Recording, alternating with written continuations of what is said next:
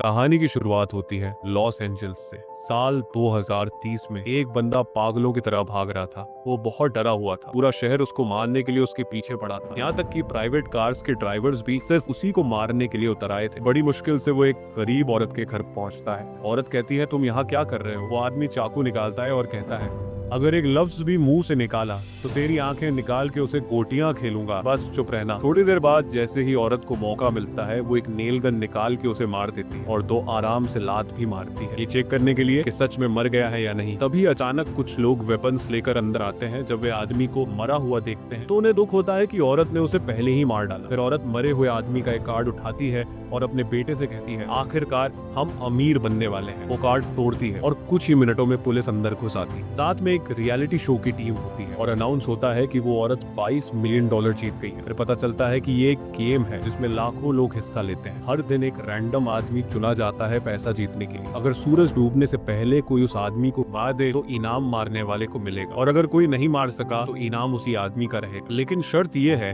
कि कोई आग वाली हथियार जैसे पिस्टल या राइफल यूज नहीं कर सकता। उसी दिन हमें एक लड़की दिखाई देती है, इसका नाम है कैटी। एक नाकाम एक्ट्रेस किस्मत आजमाने लॉस एंजलिस आई है ऑडिशंस के लिए। उसके साथ बैठी औरत कहती है, तुम बड़ी मासूम लगती हो, अपना ख्याल रखना बेटा, यहाँ लोग चोर हैं। कैटी कहती है, शुक्रिया नसीहत का, आप बहुत अच्छी लेडी हैं। औरत उसका हाथ पकड़ती है और कहती है, ऐसा मत कहो, तुम मेरी बेटी जैसी हो। चलो अब मैं यहाँ उतरती हूँ, गुड बाय। थोड़ी देर बाद कैटी जब अपनी कलाई देखती है तो वह शॉक हो जाती है कि उस औरत ने उसकी घड़ी चोरी कर। कहती है वो औरत चोर है। वो अपने ऑनलाइन बुक किए हुए कमरे में पहुंचती है। कमरे को देखकर वो परेशान हो जाती है क्योंकि जो कमरा मोबाइल पर उसने देखा था वह तो बिल्कुल अलग निकला। कमरे की मालकिन कहती है, हम अलग अलग फोटोज का इस्तेमाल करते हैं ताकि ग्राहक को फंसा सके। जैसे ही कैटी बेड पर बैठती है तो बेड नीचे गिर जाता है, लेकिन वो मजबूर थी क्योंकि इस कमरे का किराया सस्ता था। उसके बाद एला का मंगेतर आता है और एला से कहता है, देखा कल का इवेंट, कल लॉटरी का इनाम होगा $600 मिलियन। ये सुनकर कैटी हैरान हो जाती है कि ये कैसा मुकाबला है। उसके बाद वो कहती है, मेरा दिमाग मत खाओ, कमरे की चाबी दो, मुझे सोना है। वो लोग चाबी देते हैं और कैटी जाके सो जाती है। अगले दिन सुबह कैटी उठती है तो चेहरे पे पानी टपक रहा होता है। जब वह छत की तरफ देखती है तो पता चलता है कि ऊपर वाले पड़ोसी का वॉशरूम है और जिन कपड़ों में ऑडिशन देना था वो भी खराब हो गए। वो एला को कॉल करती है, ये क्या बकवास है, उठती हूँ तो लोग मेरे ऊपर पेशाब कर रहे होते हैं, कपड़े भी खराब हो गए। एला कहती है, परेशान मत हो, मेरे कपड़े पहन लो, कमरे की अलमारी में रखे हैं।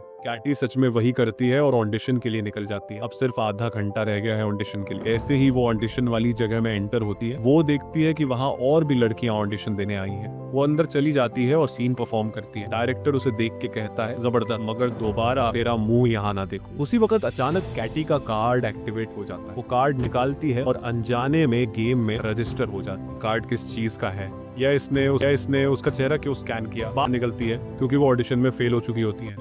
जब वो जा रही होती है तो पास में बैठी लड़की को जाता है कि वही टारगेट है, और बस फिर क्या, पहली लड़की कुर्सी उठाती है और सीधी अपनी दोस्त के सिर पर मारती है। दूसरी लड़की को एक जूता नजर आता है, वो फौरन उसे उठाती है और झपट कर मार देती है। कैटी चीख मार के भाग जाती है, लेकिन असली समस्या तो तब होती है जब वो एक कराटे ट्रेनिंग हॉल में छुपने के लिए घुस जाती है। अब जाहिर है सारे कराटेबाज लड़के उस पर टूट पड़ते हैं और वो बेचारी अकेली सबके बीच में पिट रही होती है। कप्तान कहता है, उसे सिर्फ मैं मारूंगा। फिर वो उसे उठाता है, घुमाता है और दीवार में दे मारता है, जिससे वो लड़कियों के जिम में गिर जाती है। जैसे ही सबको पता चलता है कि वही विनर है, सब उस पर चढ़ दौड़ते हैं। वो कराटे वाले भी पहुंच जाते हैं और सब लड़ रहे होते हैं कि उसे कौन मारेगा। आखिर में कोच उसे गर्दन से पकड़ता है और कहता है, उसे सिर्फ मैं मारूंगा। और जैसे ही वो मारने लगता है तो अचानक नोएल वहां आ जाता है और कोच के कंधे पे घूंसा मार के उसे दीवार में दे मारता है। फिर वो लड़की से कहता है, डरने की जरूरत नहीं, मैं बॉडीगार्ड हूँ और अगर तुम मुझे 10% इनाम में से दोगी तो मैं तुम्हें बचा लूंगा। उसने कहा, ठीक है भाई, तुम्हें पूरा इनाम भी दे दूंगी, बस बचा लो।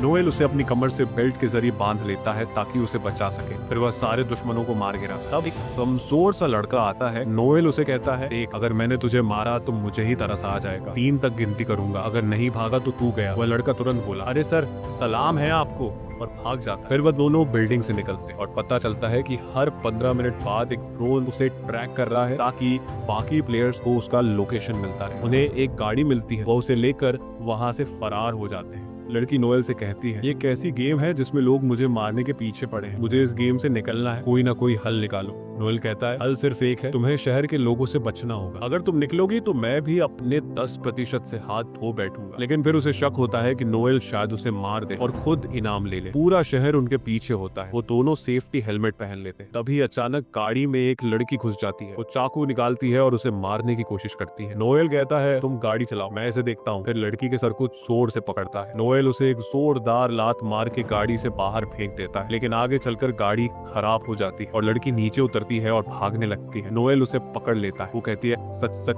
बताओ, तुम मुझे मार के इनाम लेना चाहते हो ना? नोएल कहता है बिल्कुल नहीं, मैं तो तुम्हें बचाना चाहता हूँ। तब पुलिस वहाँ आ जाती है तो लड़की फौरन नोएल से कहती है पकड़े जाने से पहले कुछ कहना है। फिर वो पुलिस के पास जाती है शिकायत करने, मगर तब उसे अंदाजा होता है कि पुलिस भी असल में उसे मारने आई है। नोएल फौरन आके उसे बचाता है और वो पुलिस को चकमा दे के भाग जाती है। वो एक मैगजीन से अपना चेहरा छुपाती है। फिर जैसे ही वो कार्ड देखती है पता चलता है कि ड्रोन ने उसकी लोकेशन शेयर कर दी और जितने भी लोग आसपास होते हैं समझ जाते हैं कि खिलाड़ी यही है। सब अपनी गन्स निकालते हैं और उसकी तलाश शुरू हो जाती है। वो एक वैक्स म्यूजियम में जाकर छुप जाती है और खुशकिस्मती से कोई उसे वहाँ नहीं देख पाता। थोड़ी देर बाद एला उसे कॉल करती है और पूछती है वो कहाँ है। वो कहती है मुझे पता है, कपड़े पहुँचाने में देर हो गई, मजबूर थी। एला कहती है कोई बात नहीं प्यारी, बस अपना लोकेशन तो बता दो। वो कहती है मैं अभी म्यूजियम में हूँ, बस किसी को बताना मत। और अभी 1 मिनट भी नहीं गुजरा होता कि एला और डेजी आ जाते हैं। एला उसे मारने की कोशिश करती है। लड़की खुद को बचाने के लिए एक डंडे से वार करती है। वो दोनों से जान छुड़ाती है और फिर उन दोनों के पीछे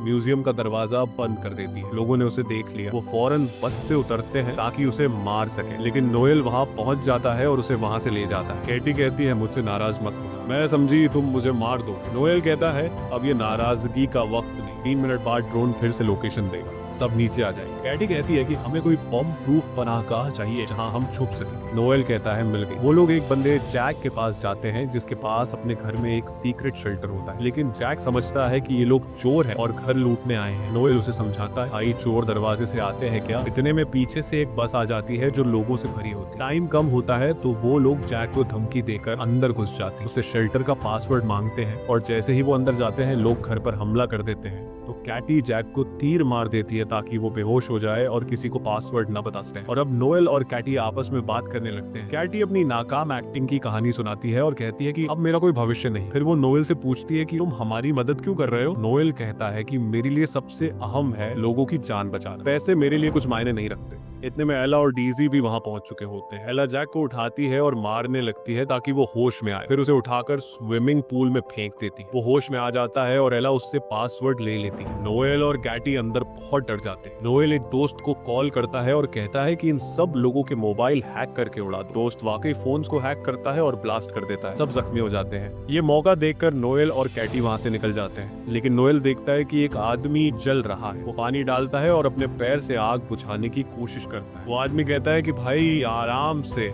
मेरी टांग तोड़ दी तुमने। बाहर निकलते ही उनका सामना एक बख्तरबंद गाड़ी और ट्रेन गार्ड्स से होता है। गार्ड्स कहते हैं कि कैटी हमारे साथ चलो वरना हम तुम्हारी लाश ही ले जाएंगे। कैटी कहती है कि ठीक है, लेकिन मेरा बॉडीगार्ड भी साथ जाएगा। गार्ड्स वहां जाते हैं और वो सब गाड़ी में बैठ जाते हैं। कैटी कंफ्यूज रहती है कि आखिर वो लोग जा कहाँ रहे हैं। गाड़ी उन्हें एक एजेंसी के हेडक्वार्टर ले जाती है, जहाँ उनकी मुलाकात लुइस से होती है, जो एजेंसी का लीडर है। लुइस कहता है कि मैं हैरान हूँ कि तुम अब तक जिंदा कैसे हो। अक्सर लोग तो 15 मिनट में मर जाते हैं, लेकिन तुम सेफ हो। यहाँ तुम्हारी हिफाजत मेरी जिम्मेदारी है, लेकिन मुझे इनाम का 30% चाहिए। कैटी उसकी बात मान लेती है। फिर वे सब मेडिकल चेकअप के लिए क्लिनिक जाते हैं ताकि अपने जख्मों का इलाज करवा सके। इस दौरान कैटी नोएल को अपनी कहानी सुनाती है। वो कहती है मेरे पापा ने मुझे छोड़ दिया, मम्मी बीमार है, तभी से मैं कोई भी काम करती हूँ ताकि इलाज के पैसे जमा कर सकूँ। मैं यहाँ सिर्फ ऑडिशन देने आई थी, लेकिन वो भी फेल हो गए। नोएल कहता है मैं एक वक्त फौजी था और लुइस जो अभी बाहर है वो मेरी टीम में था। एक बार मैंने एक मिशन से इनकार कर दिया जिसकी वजह से पूरी टीम मर गई, बस लुइस बचा और तभी से